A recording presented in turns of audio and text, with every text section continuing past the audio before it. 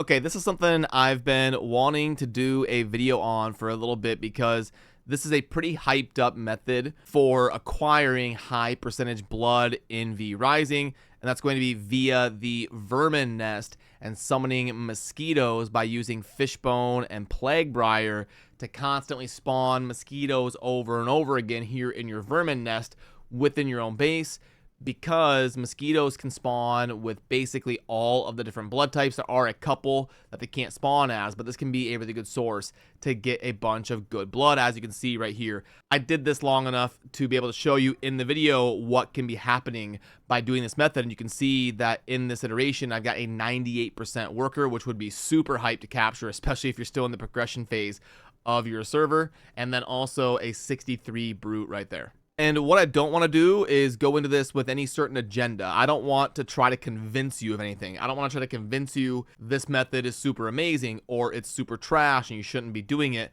I'm just going to talk about the data that I charted and just objectively try to analyze the data for you. So over on the right, you'll see that I was keeping track of the data as I was collecting this, and I wasn't even going to bother charting anything that was below a 60, because if we're doing this method and we're spending expensive resources, well, I should say valuable resources like fishbone and plague briar, both of those are very valuable resources. If we're going to be spending that, we don't want blood percentages of 27. That's not what we're looking for. We're looking for at least 60. And the reason I'm talking about getting at least 60% blood is because that's what's going to be required to unlock tier 3. You're going to need 90% for tier 4 and then 100% for tier 5. So we're not doing the mosquito method to go for tier 2 blood. Of course, nobody's doing that. So I didn't even chart anything that was below 60. That would be just considered a 0 and a fail. So when I started out doing this, you could see pretty early in the process, I was able to get an 89 there pretty early. And I was like, wow, this is going to be pretty good.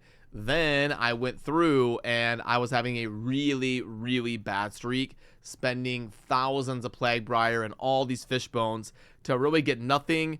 And then I finally did have a good iteration here towards the end. We can see I got a 76 at mosquito 387. And then I got what you're seeing on the screen, which is a 63 and a 98. And the charting went all the way down to 420, funny enough. That was completely unintentional. So basically, you're going to be getting 3 per spawn out of each vermin nest, and then you've got 4 vermin nests if you're just kind of going at full capacity on default settings. So that means I'm going to be getting 12 a piece. So if we take that 420 divided by 12, I did 35 different spawn iteration rotations of testing this method and charting it out. But remember, it is also worth noting that this isn't all we get. I did also get what you're seeing here in my inventory with this thousands of blood and thousands of the pristine hide, which is pretty valuable. Now, honestly, in my personal opinion, I think blood and pristine hide is less valuable than fishbone and plague briar.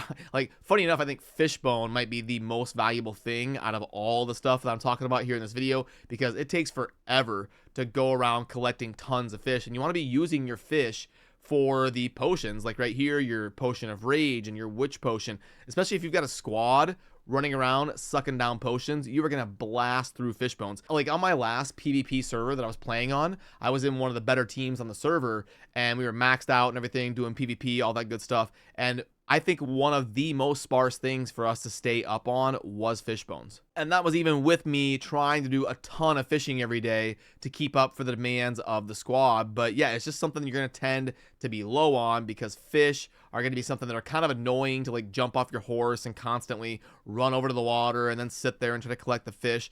Or do you send all of your servants out, but they don't bring that many back at a time? So yeah, fish bones are kind of a little bit of a bottleneck in the game, in my opinion, usually. And then plague briar is one of the more valuable seeds to get, because it is something you do want a lot of. It's in a lot of valuable things, and it's also very good for this method if you were trying to mass up thousands and thousands of plague briar. And as you can see right here, just doing this here for the video, I was able to spend 140 fishbone about. And actually, now that I think about it, I should be rounding out this chart a little bit to be a little bit easier to read. So yeah, I spent 140 fishbone and 4,200 plague briar. Now, was that worth getting 3 good blood spawns in my base that I can't control what type they are. I mean, there's advantages and disadvantages. Like, you're able to get some good blood percentages that you can throw into a jail cell and be able to tap whenever you want from the comfort of your own base without having to be out in the world. That is definitely a big advantage.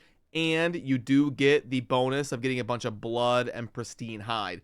But the downside is you can't control what type you get. So what if, like, I got the same type 3 times in a row? Maybe these are all brute, and maybe brute is a blood I'm never going to use. The style that I like to play is mage, and I'm just never going to use a brute.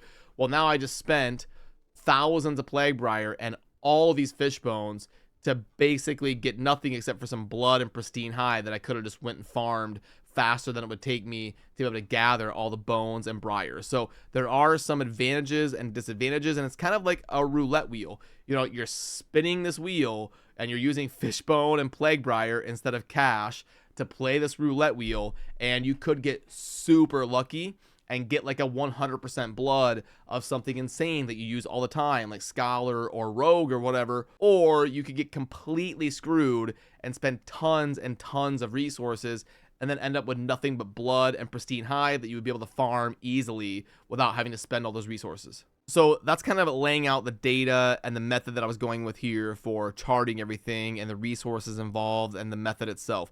So if you want my personal opinion here towards the end to wrap out the video, I think this is actually a pretty strong method if you're still looking for kind of a baseline of just developing the blood percentages in your base. Like, if you don't have anything yet in your prisons and you have no access to blood, I think it might be worth YOLOing for a little bit here to hope for something. And it's probably worth spending, you know, 30, 40 fish bones or something like that and spawn in 100 something mosquitoes.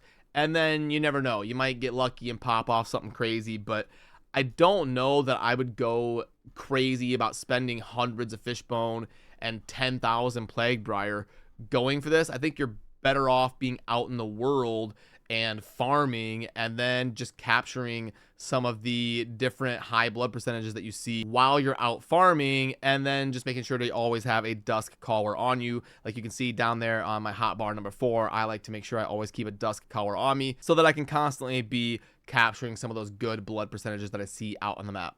And it's also worth noting and making sure that you know about the fact that these mosquitoes, they cannot be servants. So you are only going to be able to use them for blood by sending them into a prison cell and then being able to tap them and use them in that regard. Because in V Rising, only humanoids can be servants. So not going to be able to utilize your mosquitoes for that purpose. It's just for tapping blood. So yeah, after testing this, I don't think my opinion really went in either way. I think I'm kind of neutral on this. I think it definitely makes sense and it can be a high reward method of farming for a big blood type in your base.